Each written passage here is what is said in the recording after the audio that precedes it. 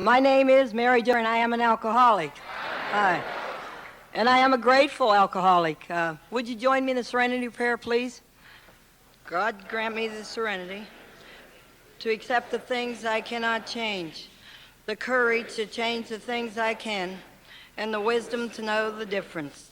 Amen. You know, I don't have to tell you how I prayed. I prayed just like him this morning. Had the same feelings, got sick, afraid, escape at 12 o'clock, lost my voice, ate lozenges all night. You know, today I know it's nerves. I know it's nerves. Thank God that I'm nervous.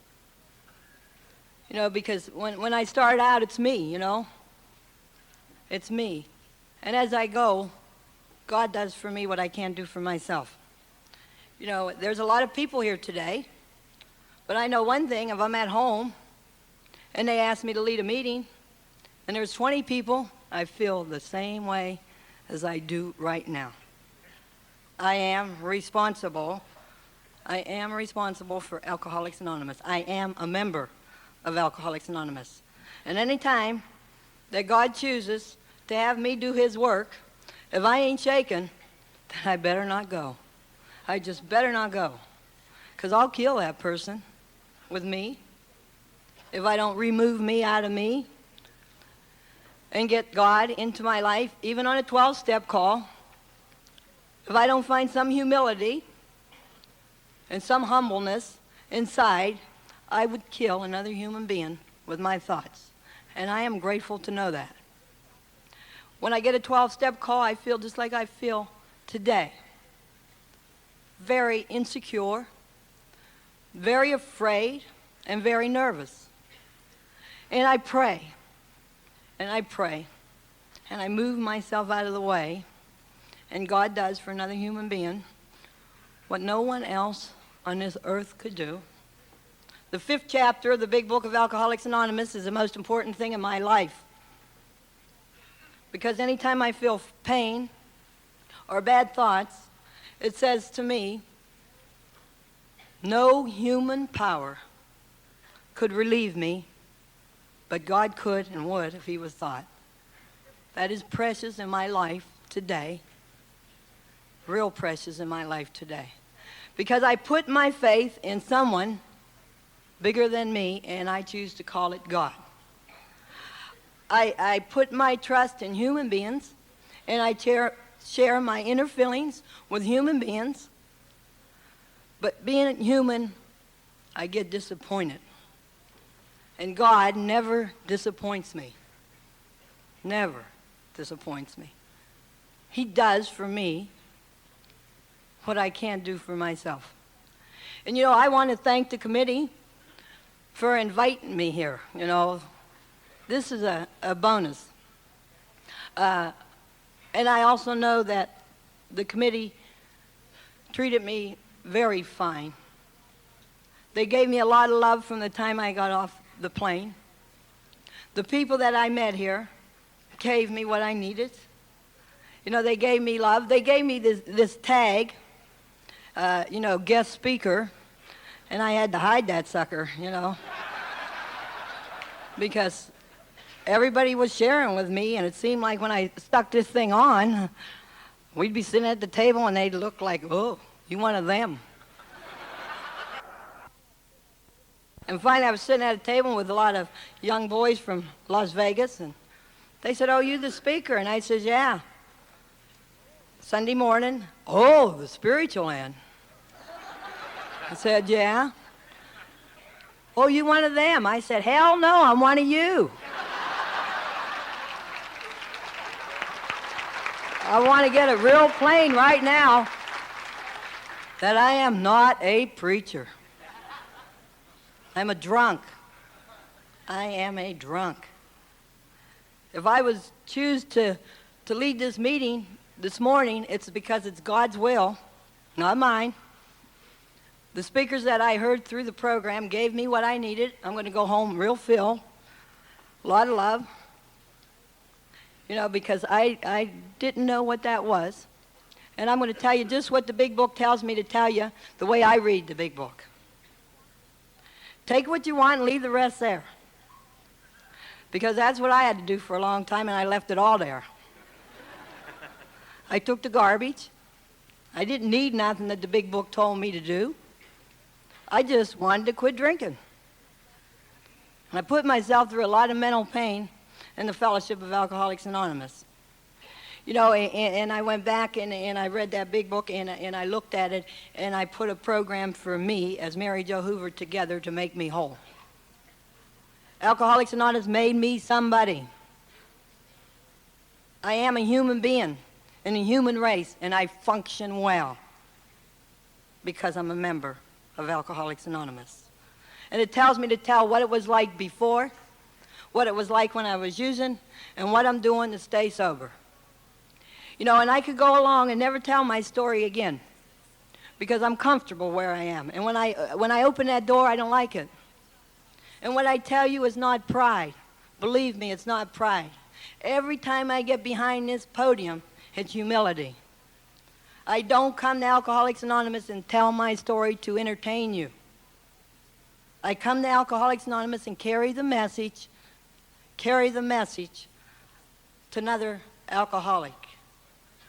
I am not one bit proud of my drinking career. But the freedom today is I'm not one bit ashamed of it no more. I am somebody. You know, and I came from a family of 8 children. There was 4 boys and 4 girls, and I was the youngest. And I was baptized Catholic, and I'm Irish. Just baptized Catholic. I can't say I'm Catholic. I was baptized Catholic. And the big book told me, after I took my inventory, I was a victim. I was a victim of alcohol before I picked up the drink. I was the last, and my mother was 40 years old, and my father was 54 years old when I was born. My father was long across the invisible line into alcoholism. He didn't know no better because he couldn't do no better because he was alcoholic. But I didn't know that. I didn't know what made that man tick. So I was a victim. You know, I didn't have no choice but to stay where I was born. And the God that I have today was the same God that I had when I came into this world. But it took me to come to Alcoholics Anonymous and find that out. He's always did for me what I couldn't do for myself. You know, and I'm fortunate that I never blamed God for my life. You know, I just really didn't think about him. I didn't love him. I didn't hate him. I just didn't. You know, and as I was growing up, these defects that took me into Alcoholics Anonymous that they taught me that I had, I can remember my sponsor saying, you got to work on those defects of character. Hell, I never heard the word before. I didn't know what a defect was. And you know, I went on with my life, and these defects that you get, being a victim of alcohol with no awareness, just comes. They just come automatically when you live with a drunk. Now, I had 2 mirrors there. I had a mother that had never drank a drink in her life, nor a cigarette. And my father, by the time I was born, was crossed the invisible line into alcoholism. And he drank white port wine, and he drank it by the gallons. And he had no feelings left. He was at that stage of acute alcoholism. And I didn't understand it because you never could figure this man out. And I liked when he drank to a point because he gave me what I needed. He gave me a little bit of time, a little bit of attention, and maybe once in a while even a hug, and I needed that. And I didn't understand my mother because she lived and breathed for us kids. We was her whole life, all of us. And he, you know, her big thing was going to church on Sunday, and the rest of the time it was home. And my dad would come home and call her all kind of dirty names and beat the hell out of her, and I didn't understand that. So a defect took over. There's no man that's ever going to do that to me. And I was 10, 11 years old. And I built up a shell of anger, hate, frustration, guilt, remorse, fear, and I didn't know it until I came into the Fellowship of Alcoholics Anonymous, and it set me free. It set me free. And I went on like that, and I got worse because the alcoholic in my house got worse, and my mother got worse, being a victim. She was just a victim. You know, and I used to think bad things about my father and feel real guilty about thinking those things about him. You know, he'd be drunk and raise hell and rip up the house and chase the kids out, and we'd hide in the closet and we'd do all this stuff. And I'd go to bed and I'd think, why don't he die tonight? Maybe we could get Social Security and move out of this mess and be okay. And I lay in bed, and that ungodly feeling that you get at the end of your drinking would take over, and I'd have to get up, and I'd go in my father's bedroom, and I'd wake him up. And then I justified my guilt, and I was able to go to bed and go to sleep. Now, I was never going to be like him. I didn't know what he was like. I just didn't want to be what I was. And we lost our home, and we moved in the flats. And I never had experienced this, and this is when fear took over. I didn't know people like I knew when I moved down here. And I had to learn to fight to survive. I was afraid, always afraid inside. And when I learned it well. And I had brothers that taught me well. I had 4 brothers that I loved dearly. And they was the meanest guys on the block. They could just whip anybody. You know, we still haven't lived that down yet, you know. I see guys say, oh boy, you know, never go past Sullivan's house, walk 2 blocks down. And they taught me how to walk that talk. They taught me how to look mean, bad, tough. And hell, the whole time I'd go to school, you know, I'd run home and run back and hope to God. You know, I prayed then, God, don't let nobody get me in between. But you learn real well. You learn to be tough. And I know God did for me then what I couldn't do for myself. I learned how to survive at a young age. And then I was a daydreamer. Knew they gave the baby to the wrong people. That couldn't be my parents. They must have made a mistake. So I find other homes and other mothers and other fathers that made me whole. And I was the ideal person in your home. Everybody loved me. Because they gave me what I needed, see? And I took it. And I took it. Anytime anybody gave me love, I took it. I didn't leave it go. I just hung on to it. And you know, I picked up my first drink at 14 years old or 15 years old. And I never put it down until I came into the Fellowship of Alcoholics Anonymous. It was a freedom that I felt from pain that I didn't know what to do about. It was a freedom. It made me whole. You know, I took my first drink out of my dad's bottle, which was white port wine, and I didn't pass out, and I didn't throw up, and I didn't go in a blackout. But in about 5 minutes, I became whole. Never got over the shakes, never drank, never had feelings. At 13 and 14 years old, my mother still had to go to bed with me because I was afraid to go upstairs. I was afraid of the dark. And you don't tell people where you live that your mom has to put you to bed at that age. You just don't tell them. You just hold it in. And I picked up a drink, and it was home. I was free. I was set free. And I drank it, and I got in a lot of trouble from 14 or 15. I was through out of school by the time I was 15 and a half years old. No more. I had seen the judges, I don't know how many times in the period of that 1 year, and them teenage years, and never was afraid when I was under the influence of alcohol. And I found out real quick when my dad hid the bottle the day of the court. And I'd find it, I'd take a swig, and I'd go to court, and who cared? Who cared?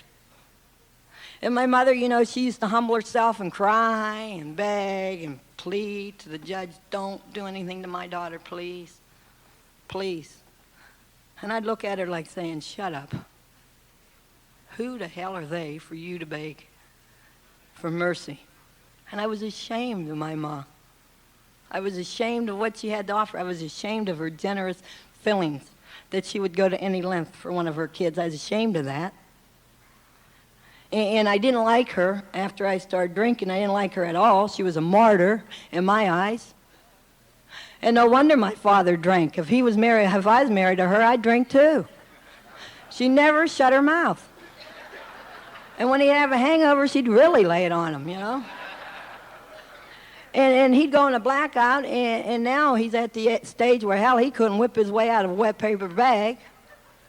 And she beat the hell out of him with a frying pan, a broom, and he couldn't even defend himself.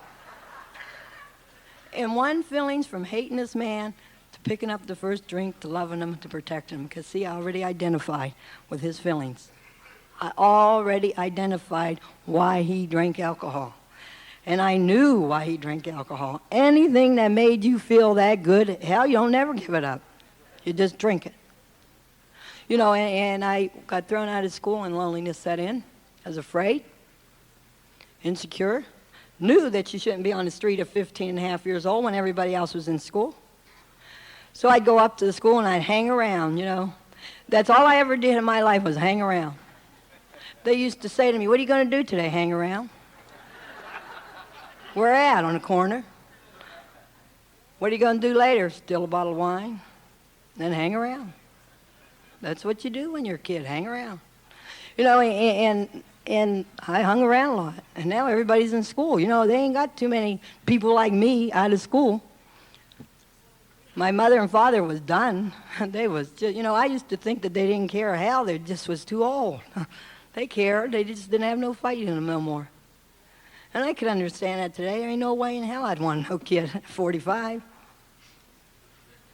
You know, and when I got thrown out of school and I'd go up to the lunch hour and try to con somebody into skipping with me, or try to find somebody's house that you could hang around at, try to find a bottle of wine and do them things because I was afraid. I wanted to drink every day and I couldn't. I was afraid, and that's the only thing that made me whole is when I drank. And I didn't, you know, I couldn't meet it. But then this man came into my life. And, you know, God was good to me. He was the best-looking guy in town. He wore tailor-made pants, knitted shirts, and leather coats. And he had a 1953 Ford, brand new. And he was just like me. And you know what? He had the money to support our habits. And I fell instantly in love with him. And we went to the Burger Chef, or it wasn't a Burger Chef then. And we ate hamburgers, and we bought a six-pack, and we went to the drive-in, and we bought 3 six-packs, and we went every night. Every night was a party. I thought, my God, I hope he asked me to marry him, and he did, and I married him. And, you know, after we got married, it stopped, you know. Life wasn't no party. He wasn't taking me out no more, and we wasn't drinking no beer. And I thought, what the heck's going on here? This is weird. But, you know, God did for me what I couldn't do for myself again at that time, and I was 17 years old. He put me into a family that was normal. He gave me a mother and father-in-law that loved me more than I ever felt in my entire life. They gave me something and they made me whole, and I put down the bottle. I just put it down. There was another feeling that I had never experienced. My mother-in-law took me shopping. She taught me how to cook. She taught me how to clean. And my father-in-law was the finest man that ever lived, and he gave love so freely. And he would always say to me, "Boy, Mary," or Josie, he called me, "Josie, if I ever had a daughter, if God ever gave me a daughter, he couldn't give me anybody that meant more to me than you." And I ate it up. Give a drunk a little love, and they'll go to any length for it, just any length. And you know, they showed me a different mirror at that time. God did. And I moved out of the flats, and I got on the east side.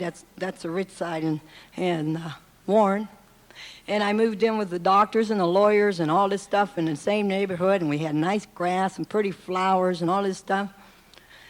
And I was happy, and my mother-in-law was good, and I got pregnant, and I was real happy about that. And I had a baby at 18 and a half, and it was a girl. And she was everything to me. She was beautiful. And in the hospital, I knew she was going to be the head nurse of something. I always wanted them to be a nurse. I don't know why. But she was going to be somebody. And she was so much luckier than me because she had a mother who was 18 and a half years old, and we could grow up together and communicate and live happily ever after. Bullshit. Don't work that way. But we tried. I tried. And I dearly loved her.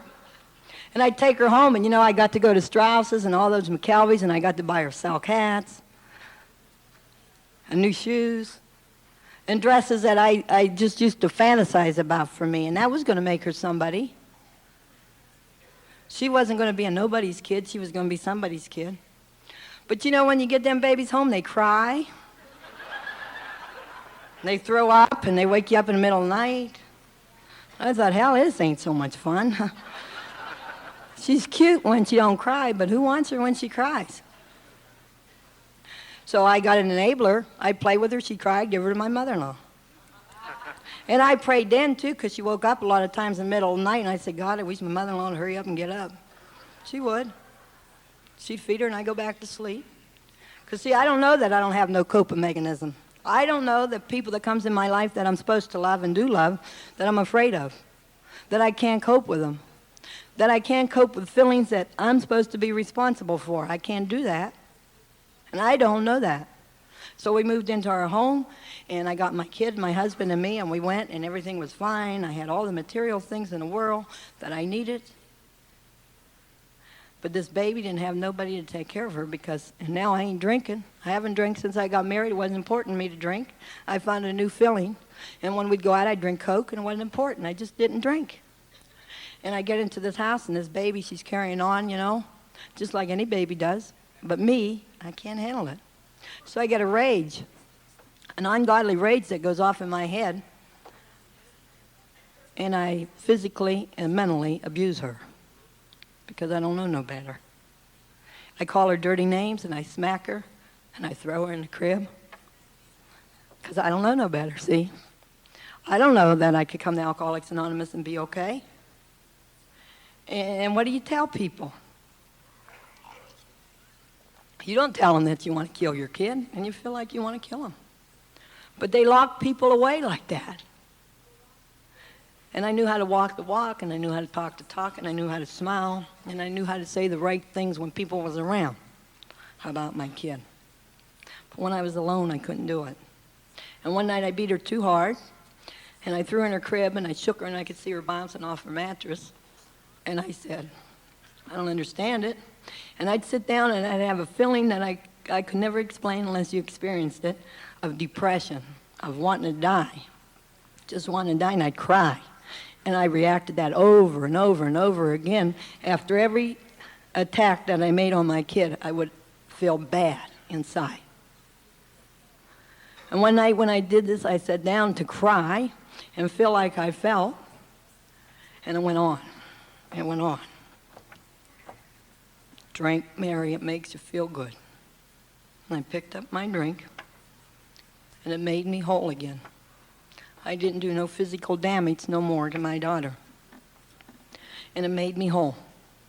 And my husband thought I was nuts, and that's his problem. He was a big drunk, and how dare him to think that there was something wrong with me.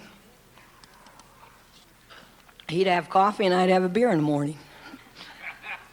What the hell's the matter with you, Mary? And I said, well, what? What's the difference? You drink coffee, I drink beer. It makes me feel good. It gets me going, starts my day off.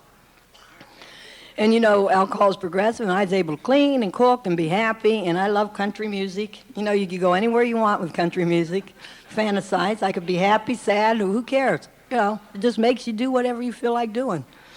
And the neighbors didn't like me too well because I'd crank it up, And those were the ones that went to bed at 9 o'clock, mowed their lawn on Sunday, had picnics in the backyard. I thought, how disgusting. Hell, I went back over to tracks. You play kick the can till 2, 3 o'clock in the morning. I'm 20 years old, drinking beer again. That's where you go. You go back over where you came from, where they know what's happening. They don't have all them pretty flowers and all that stuff. You belong. You steal a bottle of wine, you go get drunk, and you play kick the can till morning. Or either you break in places or do physically damage to a building just for some kicks. You just do it. Now, I'm 20-some years old with a baby, and that's the way I'm living. My husband didn't like it, and I didn't care. And I'd go out and get drunk, and he beat the hell out of me, and I'd go out and get drunk, and I learned real quick. When it was time to go home, I got 2 shots with my beer, so I didn't feel it. I knew the price I was going to have to pay. So if you get drunk enough, You don't feel it. But I was willing to pay the price. I became a famous barmaid at 21 years old. Stayed there until I came into the Fellowship of Alcoholics Anonymous. Loved it. Arrived. And I was good. I like them honky-tonks, crank it up, fight, kiss, hug. Who gives a damn? Just do it. Become whole. Because you don't want to think, you just want to become whole. And you become whole when you're drunk in an environment like that. Because if you came in at that bar and asked us a stupid question like, who's the president of the United States, who cares? Ain't important. You just really don't care. You don't talk about your kids. You don't talk about nothing that's important in life. Because nobody wants to cope. And then, I worked night turn, 6 to 2:30 in the morning, so I had the rights to go to the after-hour joints till daylight and play dice, cards, drink, get drunk, go home, if you made it home. My husband had enough of that. He went to the service. I don't blame him. If I was married to me, I'd have went to service too. He's gone 3 years. I had his daughter at home. He'd write and tell me, send her pictures,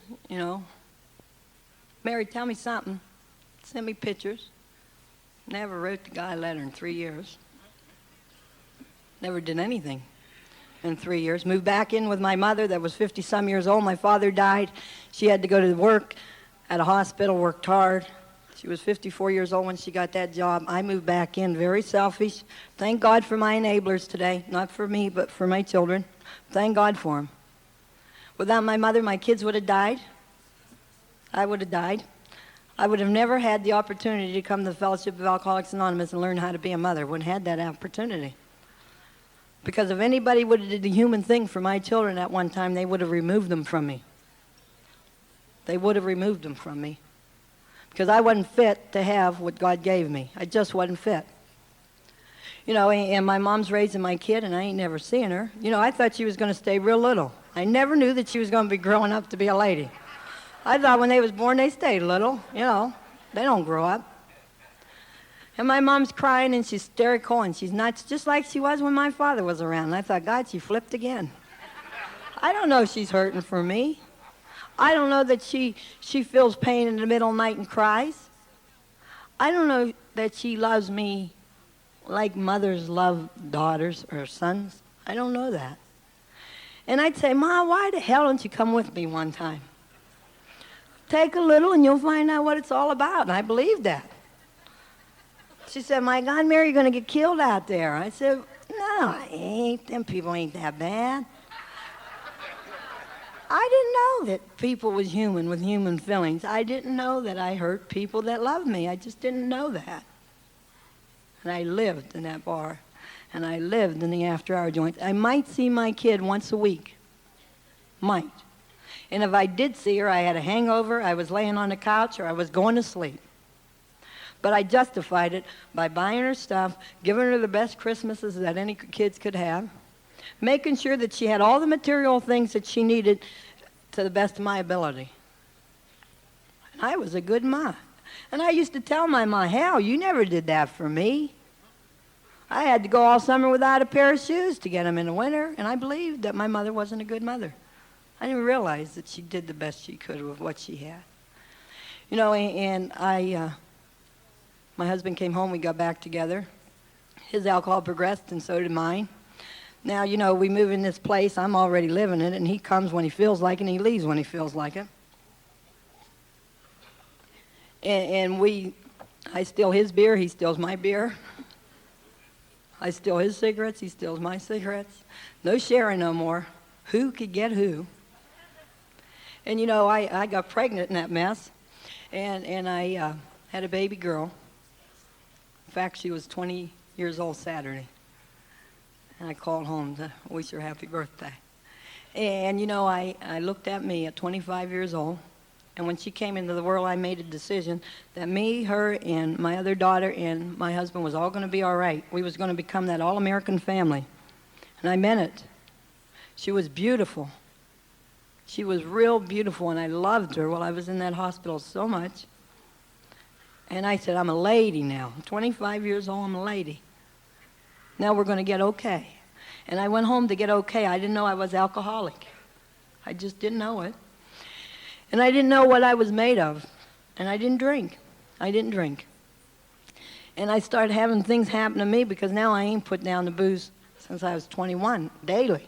Every day I drank alcohol. And I didn't put it down. I didn't know that I was going to get the shakes. I didn't know that I was going to get hallucinations. You know, I heard a radio and I didn't even own one, and I knew that was weird. And I heard people talking to me, and I look around and they wasn't there, and you know, there I am again. Who do you tell this to? I ain't telling nobody. They're going to lock me up. They're going to put me away, so you hold it inside and you smile. Now I don't have to worry about beating a kid no more. I have a hell of a time getting a bottle in her mouth. You know, I pick her head up and it's bouncing because I can't hold her. I got the shake so bad. You know, if she got 4 ounces of milk, she gets 2. She got to be satisfied. What the hell can you expect from a drunk? And I ran one day because I was totally insane, and I ran to my mother. I always wanted to leave my mother and never move 2 blocks away from her. Why don't you stay out of my life and leave me alone? But, buddy, I never stayed out of hers. Just never did. When the pain started, run to Mama. She'll take care of you, and she did. Thank God for her. She did take care of me. Because I went down there and said, Mom, I'm crazy. Please, Mom, I'm crazy. Do something with me. She said, you ain't crazy. You're drunk, just like your father. And, you know, one thing about us, our family, there was 8 of us, and my ma, too, you know, and we knew we loved each other, but because we beat the hell out of each other, you know, to straighten each other out. That was love. And my mom said, you're drunk. You go to Alcoholics Anonymous with this ex-boxer that we got him worn. He looks like a truck ran over him, you know. And I had to go to Alcoholics Anonymous with him. I'd have went anywhere because I hurt so bad. And if I'd have went in a meeting, they'd have stood me in a corner and told me to stay there, I'd have stayed there. But at 25, Christ, you get better in about 4 days. You know, and I went there, and I thought these people was nice. And you know what? I don't, crazy or not, but thank God for it. They point their finger at you, you know. And they say, come back for 90 days. If you don't like it, we'll refund your misery. I didn't know I was allowed to quit. When I was ready to leave again, I thought, my God, is these 90 days ever going to get over with? Thank God for that. Thank God that I didn't know I was allowed to leave Alcoholics Anonymous. I didn't want to face my mother again anyhow if I did leave. And I went to meetings, and they talked just like we do. You know, and they was sharing. And the first week I was so humble, and I felt so good. And I thought, my God, this is the answer. The next week I thought, what the hell am I doing here with these guys? They always talked about how grateful it was to be sober. Hell, I didn't feel anything grateful yet. You know, I still had the shakes. I was still throwing up. I still couldn't sleep. And they said, keep coming back. It'll get better. And I thought, I don't believe that. And they told me about losing their cars. I couldn't identify with losing my car. I never owned one. I never drove. And you know, they was telling me about blackouts. And at 25 years old, I don't know if I experienced any blackouts yet. I get drunk. I get real drunk. I'd see a couple of you, you know. But I learned how to justify that. Close one eye, see 2, make it. You know, and they used to say about passing out. Hell, I never passed out. I went to sleep on the bar. Just lay my head down, go to sleep. That was a way of life, you know. And if I'd fall off the bar stool, don't laugh at me if you're sitting next to me, because I'm going to lay your head wide open with a beer bottle. And I had the same respect for you. I didn't laugh because I know you're going to knock the hell out of me. That was life. That's how you function. It was normal for me to do things like that. It was normal for me to get in a fight. It was normal for me to get drunk. It was normal for me to wake up wherever I woke up, and the guilt hadn't took over yet. The guilt hasn't took over yet. And the ladies would get up there and tell me that they was always a lady. And they didn't mean to do that stuff. And they'd say they'd pick up a drink, and they'd be gone for 4 or 5 days. And I thought, I wonder who the hell the dude was. Maybe I could find him. Because when I was gone 4 or 5 days, I was having me a hell of a good time. See, I didn't know that you got that sick at 25 years old. And I left Alcoholics Anonymous after 90 days, and I stood up and I told them I was leaving. And I thanked them for their help. And I also told them how sorry I felt for them. For anybody to sit in the room to be doomed for life, to drink coffee, smoke cigarettes, and talk about how grateful it is, I didn't understand that. And I thought, I know my mother loves me, but I don't even think she'd want me to be here. See, because I wasn't that bad yet. I still had a lot in me. And two old-timers got me in a corner. And they gave me their best shot. And they gave it to me for about an hour and a half, 2 hours. And I thought, ain't they ever going to shut up? It's my 90 days. It's time for me to leave, and they ain't let me go. And I can remember the one, God bless him. I'd seen him crying over me. He said, Mary, you're a drunk. You're a drunk. Stay here, and save yourself all that misery. Get off the elevator and stay here. I said, you don't understand. I'm not that bad. And I went out, and I drank like I told you I drank. In about a year or two, I crossed the invisible line into compulsive alcoholism. And from 25 or 27 to maybe 29, it's a blur. See, because I knew what to do when I couldn't cope. Drink more. Drink more. And at 27 years old, I got pregnant with another baby, and I didn't want it. And I knew how to remove it. Drink more. Remove the pain, and don't think about it. Now I got a 10-year-old and a 3-year-old. I'm going to bring another baby into this world, and I know how I feel about them. I don't want another baby. In fact, I don't even want the two I got, because I can't feel. I can't give them nothing. I don't know how to love. I don't know how to be whole. And I drank to oblivion. And I drank what my father drank that I was never going to drink. And I drank it the same way, by the gallons, white port wine, that made me go wherever I wanted to go. I always said my father looked numb and dumb, and that was a good feeling, to be numb and dumb. Just numb and dumb. I brought the baby into the world, couldn't cope. Brought her home before she was a day old, because I couldn't stay in the hospital no longer, because those doctors and nurses were saying things to me that was hurting my feelings. And I knew in my mind they was right. This doctor told me, anything like you should never be blessed with something like this. And I knew he was right. I knew he was right. And the nurses behind would say, my God, how's that baby going to live? And I knew they was right. My God, how was she going to live with something like me? You know, and she was blessed with an alcoholic mother, I guess. She was a victim. My children was a victim of alcohol, just like I was. And I brought her home to drink to oblivion, and my 10-year-old daughter was coming home for lunch, getting her a bottle in the morning, doing the best of her ability, because I'm laying in bed. If I ain't drinking, I'm depressed, and I can't get up. I just can't get up no more. And my kids used to tell me, Ma, come on, get better, you know. And I tell her, you don't understand. And she's 10 years old, and I lay all this shit on her. I just lay it on her, because I don't know that she's got feelings like a human being, because I ain't experienced them yet.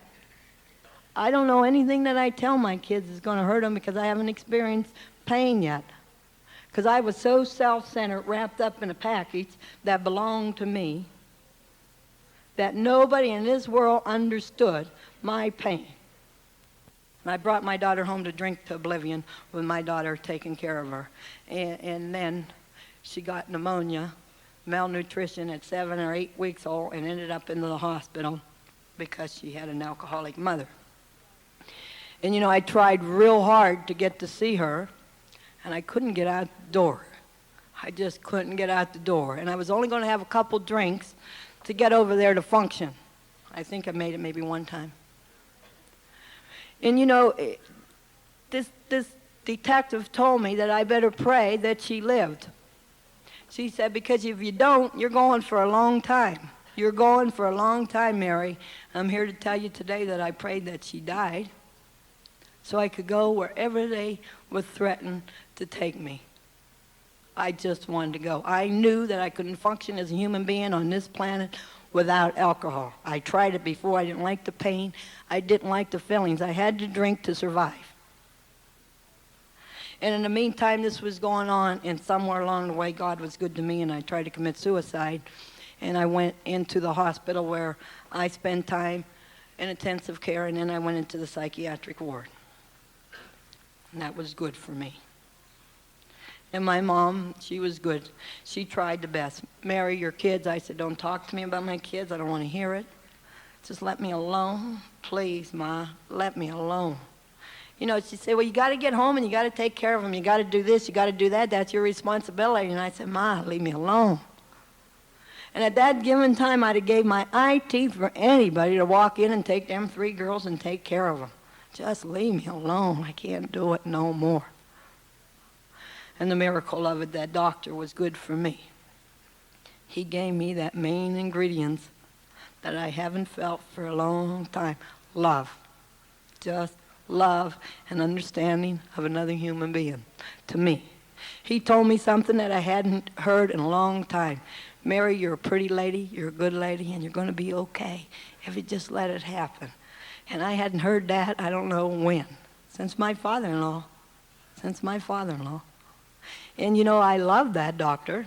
I loved him because alcoholics go wherever love is. And he saved my life. He saved my life at that time. And I didn't come to Alcoholics Anonymous. I stayed there and I functioned like a human being. And I was afraid and I did all the crazy things. I'd walk my kids to school and I'd wait outside to watch them to make sure nobody took them. My one daughter, and I'd have the other ones, and I had a fence. I didn't want nobody in my house, and I didn't want to let them out. I didn't want my kids to associate with anybody. Everybody was bad, wrong, nasty for my kids. I was going to protect them. I was going to kill anybody that hurted them. I wasn't going to let them be. I even got so selfish that I didn't want them to spend any time with their father, their grandparents, or anything, because if they ever knew who I was, that would be the end. And I functioned. I became whole. I was able to clean. I was able to cook. I was able to bath the kids. I was able to put clean sheets on the bed. But, you know, we was poor. I lived on welfare, and I lived in a project, and we didn't have furniture, and we had some beds, but I used to put all 3 of my girls in one bed and jump in the middle and not turn out the light. They became the mother, and I became the child. They gave me a lot of good wisdom. And there's those years. They gave me a lot of support, and they gave me a lot of love. And my little kids was, you know, I got to bath that baby. I got to put her in nice pajamas. I got to experience her first walk, her first crawl. I had never done that. But I was still afraid. And, you know, it went on, and the fear got worse, and the insanity got worse, and I put down the alcohol, and I didn't do nothing with me. And I met a guy, and I married him right away because he had a paycheck. And he was kind, and he was considerate, and he gave my kids what they needed. And I married him. And, you know, I wanted to be for this man what he wanted me to be as his wife. I really did. I hadn't drank now for almost 2.5 years, but I didn't come to Alcoholics Anonymous. And we moved out of the project, and we moved in our own home, and all the material things started coming along. Christmas was almost like every day for Christmas. My kids got shoes, they got snowsuits, they got beds, they got stuff that was important to them kids at that time. They got what they needed material-wise. And me, I'm wackoed, and I ain't drink. You know, I was real grateful for him. He was real kind and everything. We moved in this house, and 6 months, 7 months later, I hated his guts. He was one of those guys that paid the rent, came home at 4:45, mowed the lawn, cut the wood, and didn't swear. Didn't like to fight. Didn't understand him. And he'd come in, and I'd scream like crazy people scream and call him every choice name I could think of. As he'd say, "Now, dear." I'd say, "What the hell did I marry? This guy ain't got no guts." You know, if we'd just fought, I'd have been okay. You know, if he punched me and I punched him, we'd be happy. You know, I really believe that. And I'd get resentful. You know, I didn't take care of the house or the kids the way he wanted me to. So he'd do it when he'd get home from work, and I'd let him. He'd give the kids baths and all this stuff, you know. And one day we got in a fight, a big fight, and I hadn't drank yet. And I said, I had enough of you. I'm divorcing you. My kid said, I ain't going with you. Thought the nerve of those brats after all I've been through, and they want to stay with this guy. I didn't understand why they loved him. He was giving them that main ingredient. That main ingredient he was giving these kids. And he used to say, well, we're going for a ride on Sunday afternoon. Would you like to come? Hell no, I wouldn't like to come. Somebody might see me in his company, and I didn't want my people to know what I married. They'd say, boy, Mary whacked out. She really got herself a weirdo. Never lived with a normal person. Didn't know how to accept it. One night we made up because I got pregnant. And then he was real trouble. How dare him to do that to me? I resented the hell out of him, and I ain't drank now. I haven't drank for almost 3 years. Nothing. And I went to the doctor when I was about 5 months pregnant, and he said, you're getting too fat here. And he gave me one of those sweet little pills. And I knew what it was. Hell, I had took those for years. And I thought, write that sucker out, and here it comes. Boy, I popped one of those, and I hadn't felt that good in 3 years. He came home at 5 o'clock. I talked to him, and I talked to him at 5 o'clock in the morning. I cleaned my house. I'd clean the neighbor's house if they wanted me to. And I was so intelligent. Again, I became whole. And he came home from work, and he was so happy. And he told me one night, my God, I'm so glad you're out of that depression. I used to tell him, why the hell don't you take one? I always wanted people to feel like I felt. And I didn't understand why they didn't want to do it. I abused him. The baby was born, it was a boy. I treated him just like I treated my girls. Didn't like him anymore. Kept him in the crib, threw a bottle in once in a while, fed him because I was afraid of him. Had another enabler, would pray, God, please wake him up. Because I can't handle it, because I beat kids in the middle of the night. I call them dirty names and everything. And I scream at them and I yell at them. And I don't know how to handle it. So thank God for them enablers in my life that took and did for my kids what I'm not able to do. And I didn't drink, and a baby was born, and I went back to alcohol. And I drank off and on. And I tried to become that binge drinker, and I'd go 3, 4, 5 months without alcohol, and then I'd pick it up and I'd go 4 or 5 days, and now I understood the women that I thought was a lady, what happened to them. I had to experience it. I went where the bottle went, and I might be drinking in one town and wake up 50 miles away in a blackout, then go back in a blackout and wake up here and go here, and I'm always in a bar, And you got to give that look like, where in the hell am I now? Where am I now? And the thing goes on, my God, your kids are at home, and what's going on?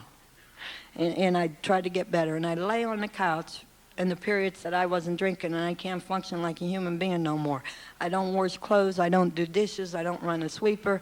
I wait for my kids to get home from school at 3:30 in the afternoon, get this house clean, fix your father's supper, wash those clothes.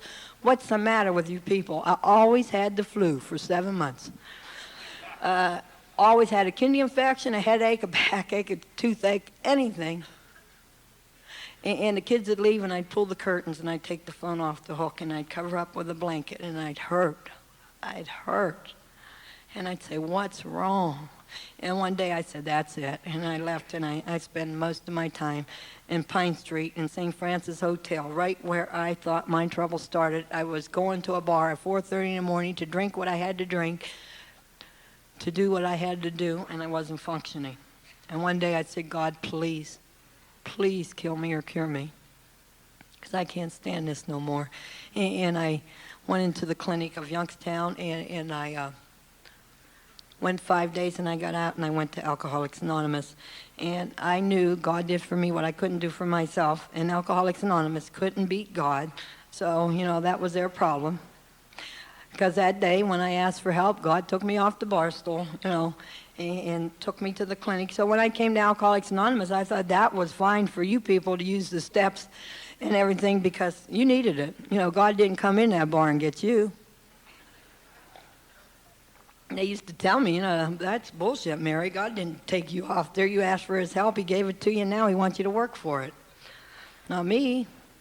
And I came to AA, and I was good, and everybody loved me, and everybody was happy to see me, and I was the same person at home that I always was.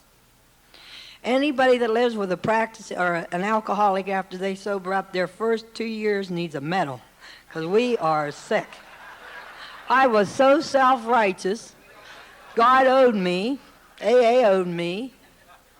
And I went to Alcoholics Anonymous, and I expect the whole world to get better because I was okay. I told my one kid's just like me, and I love her, She got a big mouth and says what she thinks. And, she was getting on my nerves, and I was telling them to do the same thing. Clean your house, cook the supper, and I was going to Alcoholics Anonymous. I'd sleep all day, get it ready for a meeting, put perfume on, hit it. Come to the meeting and say, oh, how grateful I am to be sober.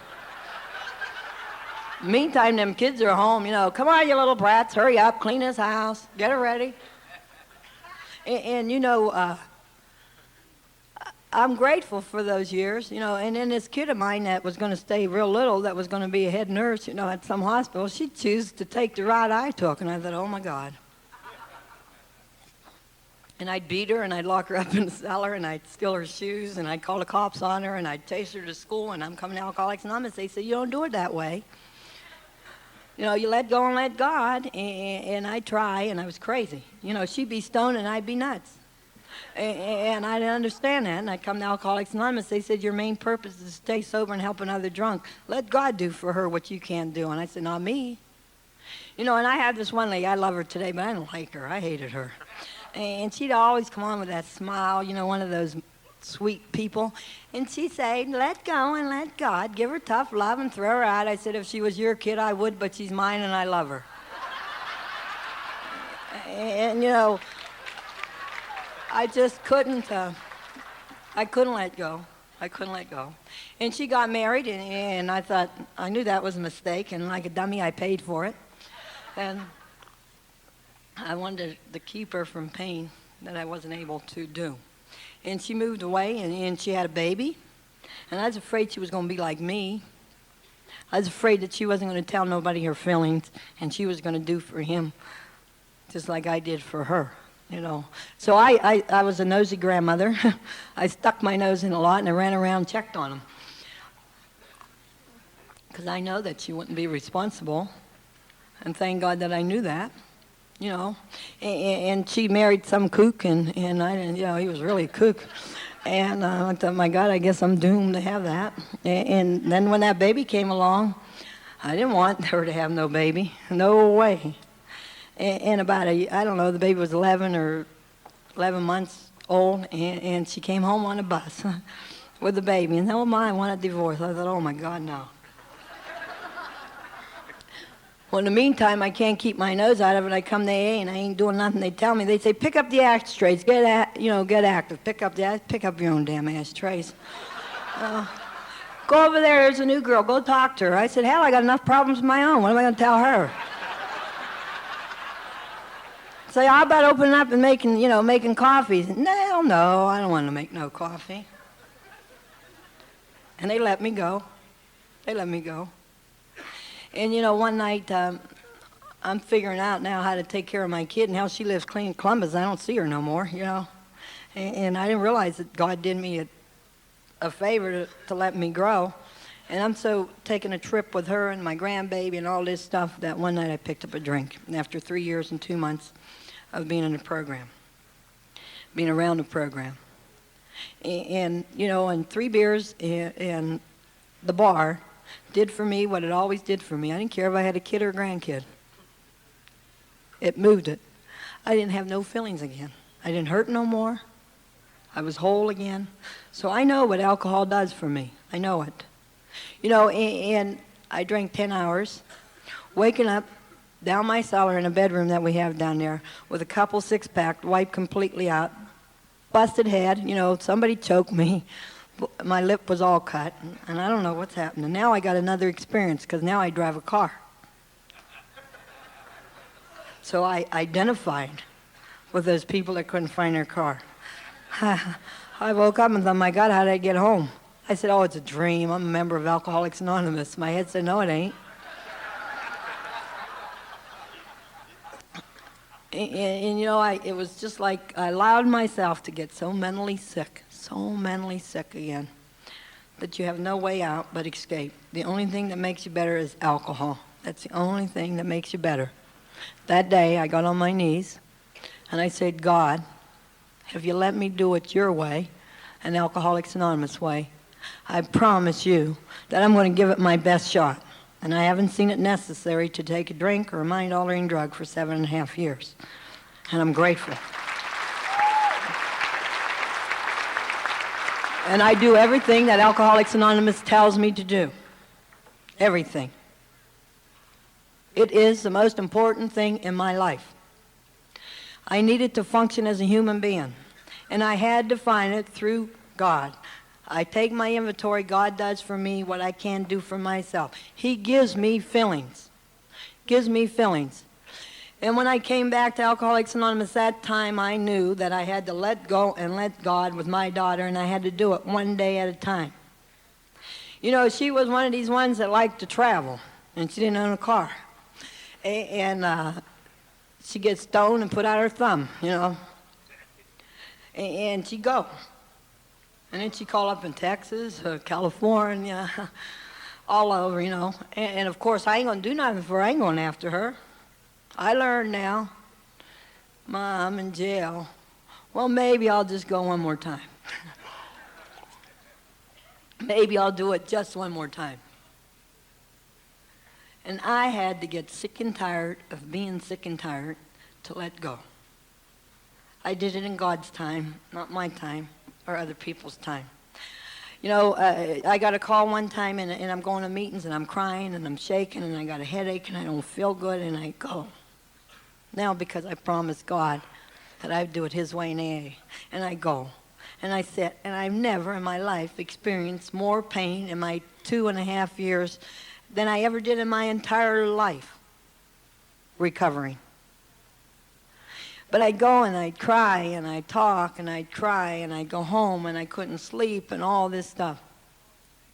And one time I got a call from Texas, and they told me that my kid, they found a girl down there murdered, and her birth certificate was on her. And I hung up, and I had 4 or 5 days or 3 days of a real inventory. See, God does for me what I can't do for myself. I had an inventory, and by the 3rd day or so, when I was ready to go to see if that was my daughter, I was guilt-free. I was guilt-free. I realized that I did the best I could do with what I had, and I didn't have much. And I had to come to Alcoholics Anonymous, and I had to have you people to tell me I was okay, that I was okay. And I had to find God, and He loved me. He really, really loves me. I know. You know, sometimes people think I'm kook because God talks to me. Because the 12 steps says prayer and meditation. And my sponsor taught me meditating. When you pray, you talk.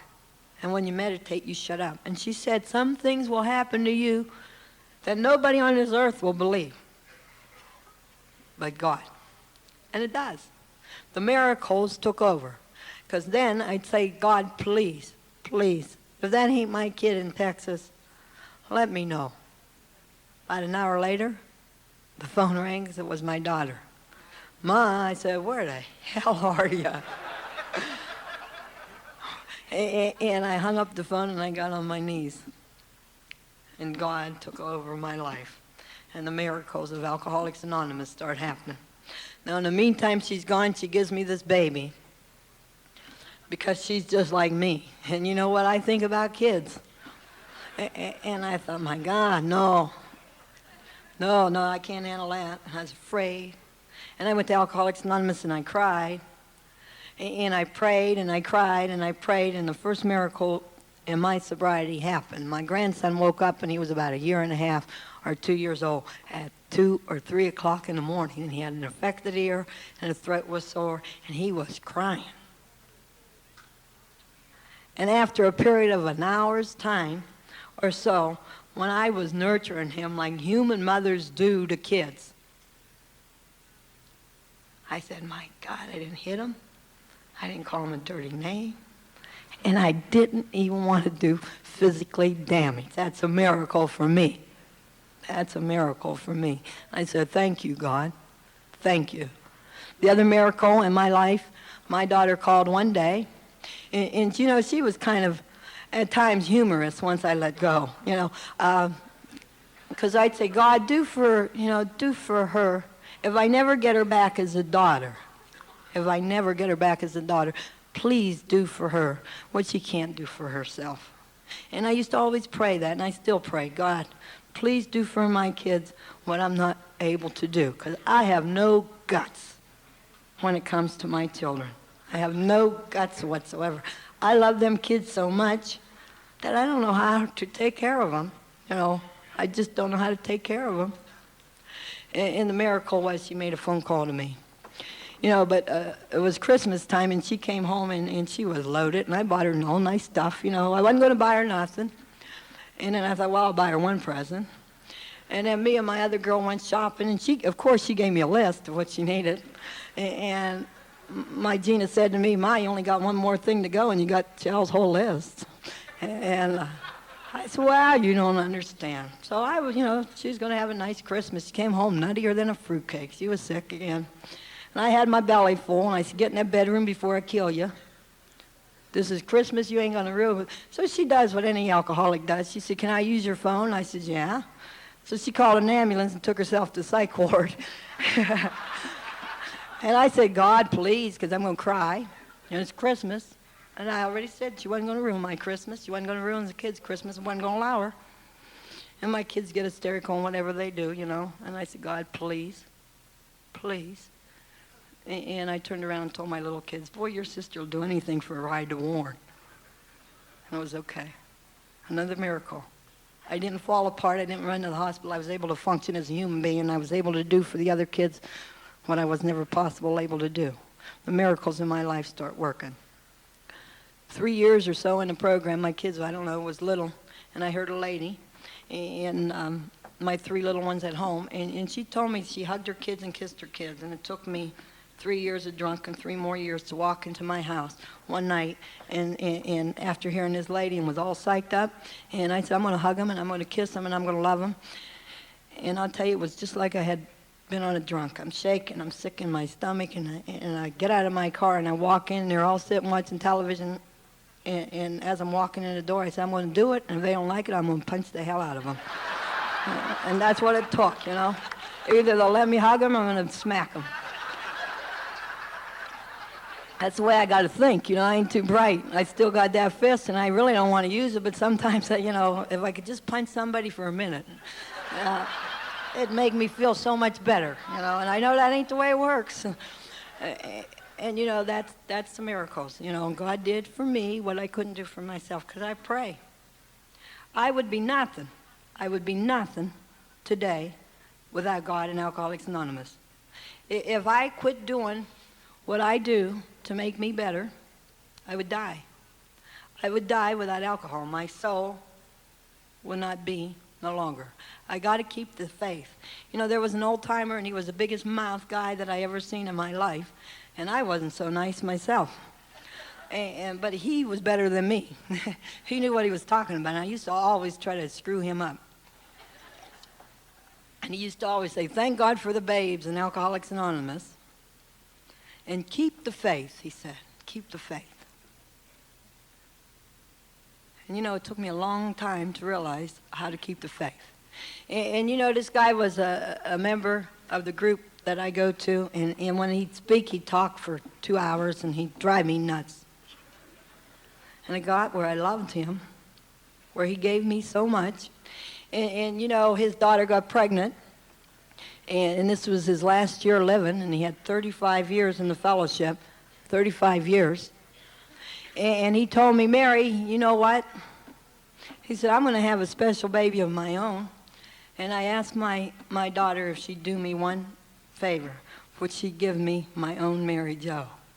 And I cried. 35 years, and I hated his guts. And I'd call him a bald-headed, you know what?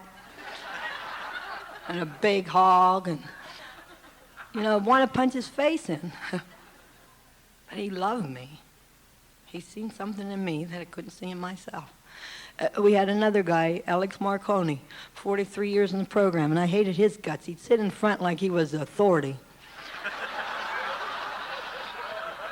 And if you didn't say what he wanted you to say, he didn't give you no comment. And of course, me, I'd say I didn't want one from him anyhow. And I did. God, I did. And one night I brought my son to a meeting. And the next time I led, he gave me a comment. He said, because I seen what you give him, Mary. You deserve it. He said, I see the way you look at him, and you love him, and you deserve it. And I was free. I belong. I was a member of Alcoholics Anonymous. I fit in with the old timers. I became somebody. And now my work started. And you know how the people feel about me, just like I felt about him. They hate my guts. And they give you that look, and they walk 3 tables around you. It ain't so nice to get better in Alcoholics Anonymous. Sometimes you feel kind of lonely because you got to give them what they need because you love them. And, you know, God was good to me. He sent me all wackos just like me. They want to punch me in the mouth. They want to call me dirty names, you know. They want to chase all the men in the program, and how, you know, my sponsor never let me drove. She locked the door and never let me out because, you know, that was my main thing. Men understood me. They knew what I was made out of. They understood me. The miracles of Alcoholics Anonymous. I pray to my God, and I live my program one day at a time. You know, I need it more today because, you know, you'd like to say that your family all grew up and they got what you gave them, and it's love and beauty and everything. Hell, I got more problems in my life today than I ever had.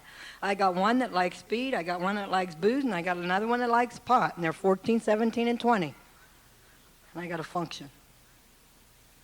The only thing I could give them is love. I broke the mirror. I broke the mirror. My children that lives at home is not a victim of alcohol no more. The mirror is broke. They are set free. They are set free. I am their mother. I do the best of my ability as their mother. My children love me today. I know it. I feel it.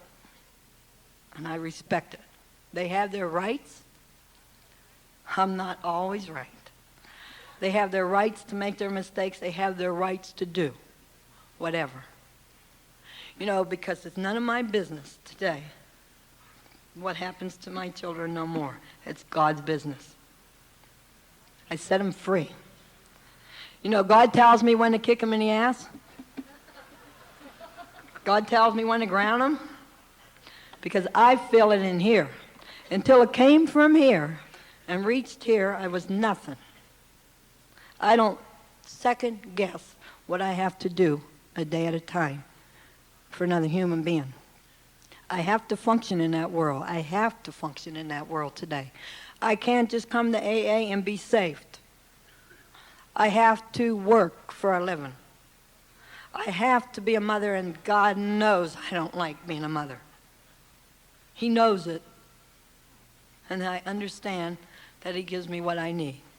You know, my son is 14 years old, and I love that boy with all my heart. My girls accuse me of loving him more than them. I said, you're right. You know why? Because he never says no. He don't never fight with me like the girls does. He gives me what I need. He gives me love. He gives me understanding. And the miracles of Alcoholics Anonymous, he saved a 5-year-old boy's life. He never second-guessed it. A 5-year-old boy fell in Mahoney River. And my son chose to save his life, and he was only 10 years old then, 11 years old. And I was ego-tripping. I went to meetings and ran around telling everybody what my son did. And I was waiting for the paper, and my God, they didn't put it out yet. And it took a couple days, and, you know, it came out, and he was right on the headlines. Front page, handsome. Said, shy boy owes life to shy hero. He never thought it was important to tell me for 2 or 3 days, they had to hunt for him to find out who did it. And I said, Richard, why didn't you tell me that? He said, it wasn't important, Ma. Wasn't important. And when I seen that picture of him on the paper, when I read it, Shy Hero, I realized then that could have been dead boy. And God made me humble. God made me humble. Because, all I thought about is me. And that's when I got on my knees and I said, thank God for Alcoholics Anonymous. Because that boy couldn't save his own life. If I wasn't a member of Alcoholics Anonymous, he would be doing the same things my girls would have been doing. He wasn't a victim. He was 3 years old and never seen the disease of alcohol in our home. He didn't suffer from alcohol because his mother became a standard member of Alcoholics Anonymous and let go and let God. That's the miracles in Alcoholics Anonymous, and they don't come easy. If you think you don't got to work for them, you're crazy. And if you think God comes down here and does it for you, you got another thing coming too. He said, I'll give you the health, and I'll give you what you need, but you do the work. You do the work. And that's what I do today. I do the work. I am a standing member of Alcoholics Anonymous. And I allow God to do for me what I can do for myself. And the miracles of Alcoholics Anonymous, that kid that I wanted to be a nurse became a member of Alcoholics Anonymous. Became a member. And the miracles of God working in our life in Las Vegas, this is the first weekend that we ever got to share since the day she was born. Shall stand up?